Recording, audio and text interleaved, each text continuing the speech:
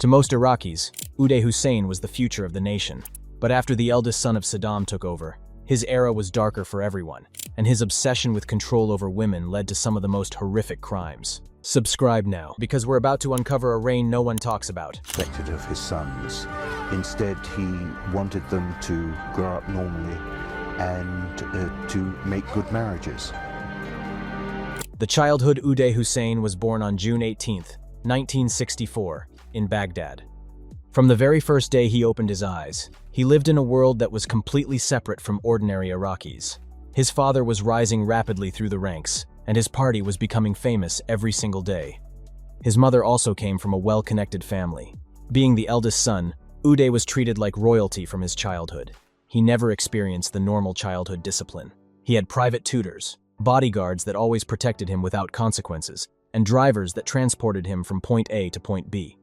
While most children walked to school or played in the neighborhood streets, this guy rode in luxury vehicles, wore designer clothing, and even attended dinners with politicians and military generals. Every single wish was granted almost immediately, and it was like living in a dream for every little child.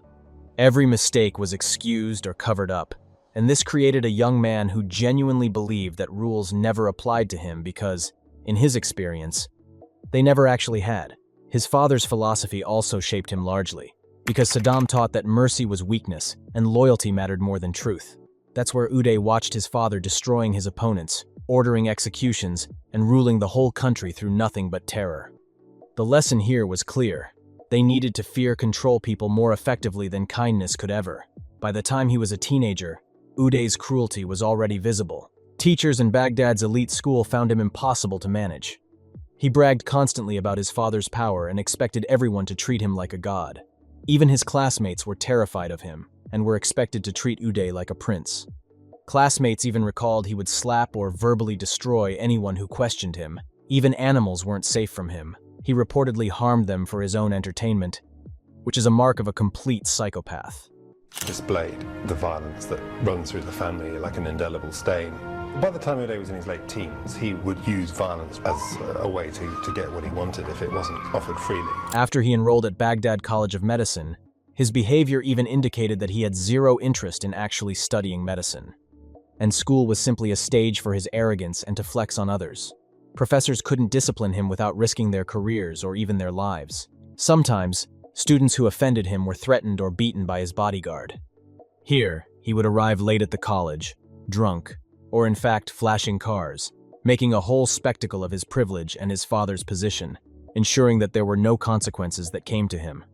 Every time Uday got into serious trouble, someone else was punished instead. The people around had learned to stay silent, smile, and pretend that nothing was wrong. Silence even allowed his worst traits to grow completely unchecked, which is why his condition was getting more brutal every single day. Horrors rising. By the 1980s, Uday was getting genuinely frightening. He was no longer just a spoiled dictator's son. He had become someone who could destroy life with a single word. Saddam gave him multiple important positions, but he was the head of the Iraqi Olympic Committee, the controller of national media networks, and even the leader of the youth organization. Officially, he was supposed to promote sports, oversee television programming, and even guide young Iraqis towards success. In reality, these positions gave him complete control over everything, including athletes, journalists, students, and especially young women. His palace in Baghdad's Al-Jadriya district showed his double life. From the outside, it looked elegant, with a manicured garden, golden gates, and guards at every corner. Inside, there was Italian marble, walls covered in gold-plated chandeliers hung from the ceilings, and expensive cars that filled his garage. Beneath all that beauty, it was a palace where everyone would scream, and lives would be ended without a trace.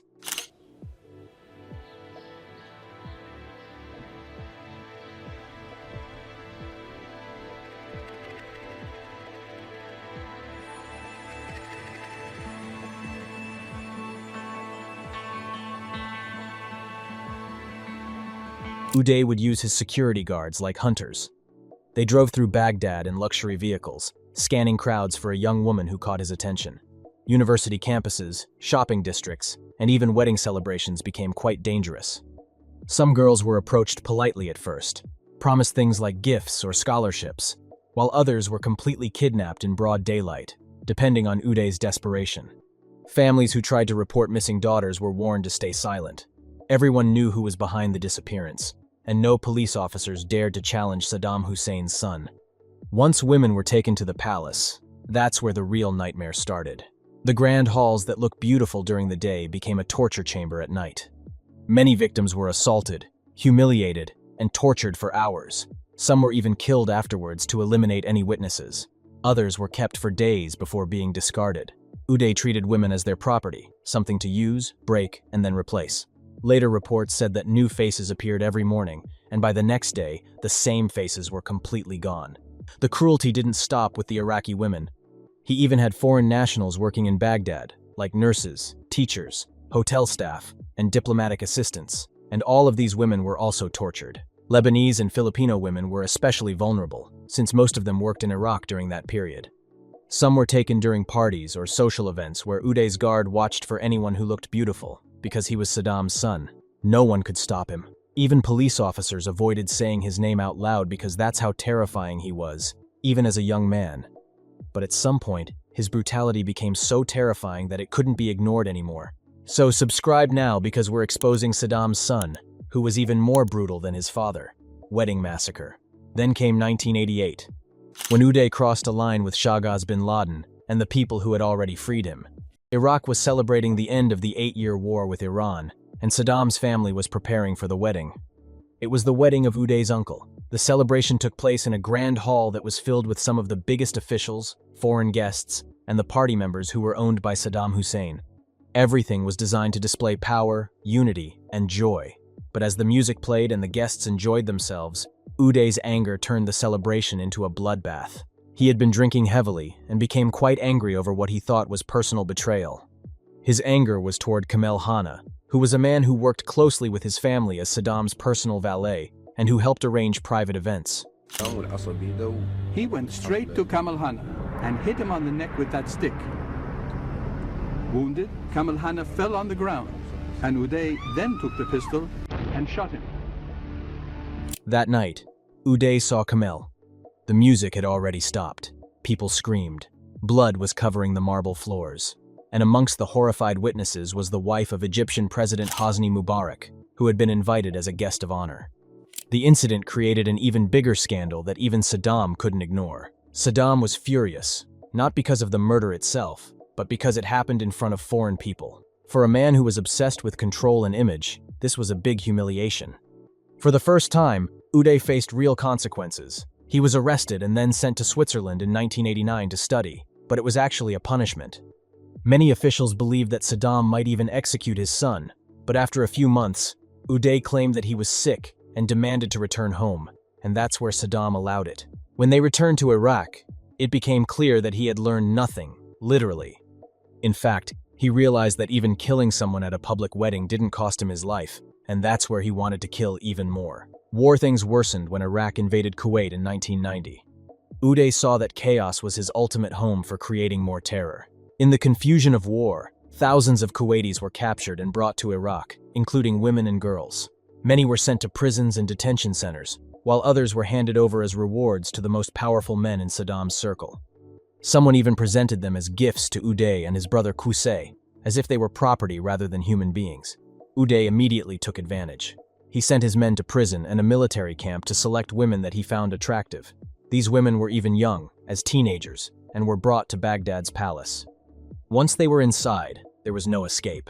According to reports later shared by Iraqi defectors, Uday even used torture as entertainment, and victims were beaten, burned, or assaulted for hours as he watched and laughed. He filmed many of these acts, keeping them as twisted trophies.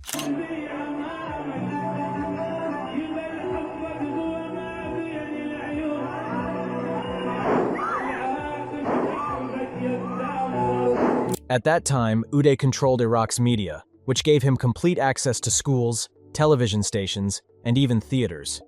He often summoned young actresses, models, and singers to his offices, pretending that it was for an interview, but rather it was to take advantage of them. Guards would take their phones and lock the doors. Most of them were never seen again. One story that is most powerful was about a popular singer in Baghdad, who was invited to perform at one of Uday's private parties in 1992. When she refused his advances, he attacked her in front of the guests, breaking her bones and leaving her badly injured.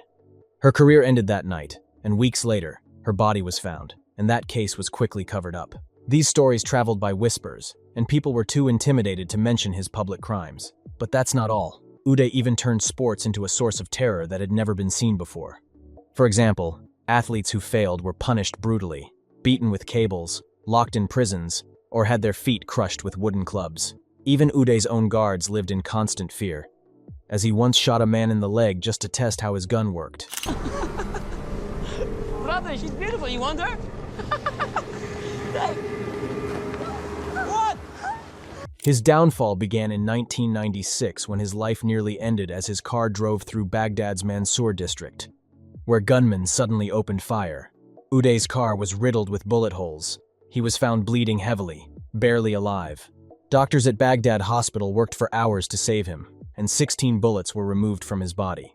However, Uday survived, and instead of changing his life, the attack made him worse. He became more paranoid and was filled with rage, rather than calming down. He took revenge on anyone he suspected was connected to the attacks. When the United States invaded Iraq in 2003, Saddam's reign was destroyed. The man who once lived surrounded by God, luxury, and fear was suddenly running for his life. Along with his younger brother, Uday fled to Mosul, hiding in safe houses that were provided by remaining loyalists. For a month, they stayed out of sight, but in July 2003, their hiding place was discovered. The standoff lasted nearly 4 hours, and the brothers fired from inside, refusing to surrender. There was heavy gunfire and explosions, and when it ended, both of them were dead, and DNA confirmed their identities. This was the end of Uday's brutal reign. Do you think a man who had created so much terror met his demise the right way? Let us know in the comments down below. If you liked the video and want to see us cover more dark sides of the past, please subscribe to the channel and ring the bell icon for more.